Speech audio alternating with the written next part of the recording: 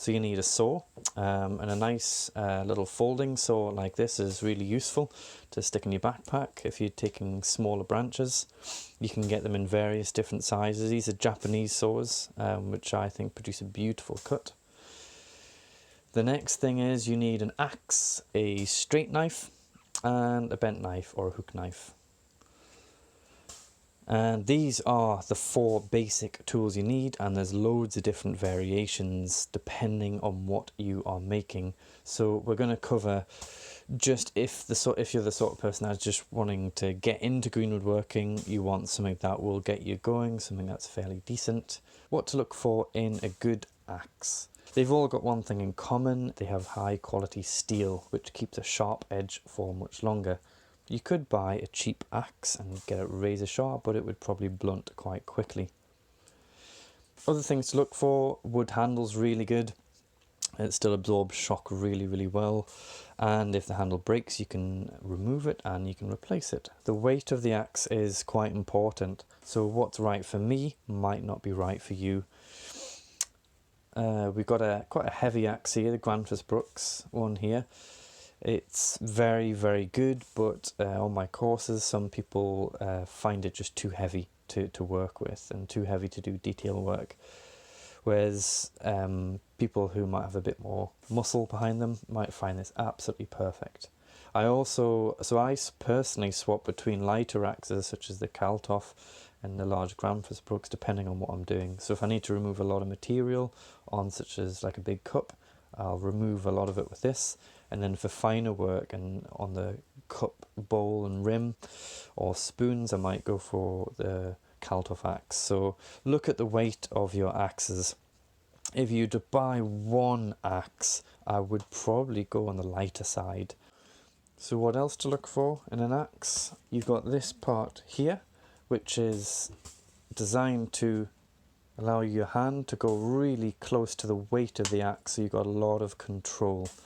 Really good for fine work. It makes the axe really versatile. So we can take an axe and we can process a large log down, which you could buy from a firewood merchant or get from a tree surgeon, and with a mallet such as this, which you'll definitely need to make, really important tool as well, you can split a log down hitting the back of the axe, and you can cleave it into smaller chunks and then rough shape it. And then you can use your smaller tools, your spoon knives and your carving knives, to finish it off. So the axe is that gateway tool, taking it from this very raw form to something that is very manageable. Okay, the next most important thing is a straight carving knife. This is a Moro 106. This is my knife of preference. It's got a really nice long blade for removing a lot of material.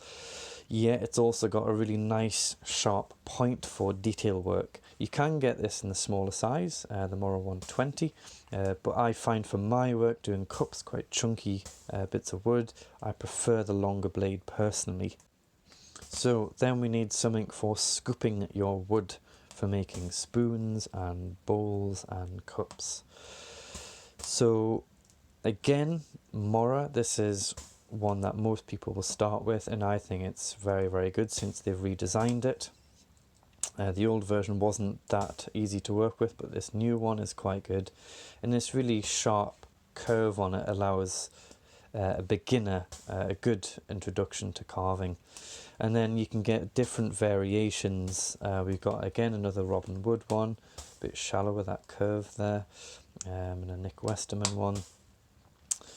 So different spoon knives are different things. If you get your own blade, then you can put on different handles. So I quite like putting on a long handle for a bit more versatility. But if I was starting out, I would go for the Mora 164 and the 106. They're very good value for money. Simple as that. Really good value for money. They do the job. It's good steel. You won't regret it. And then you can always spend a bit more money on something more expensive and hand forged later down the line.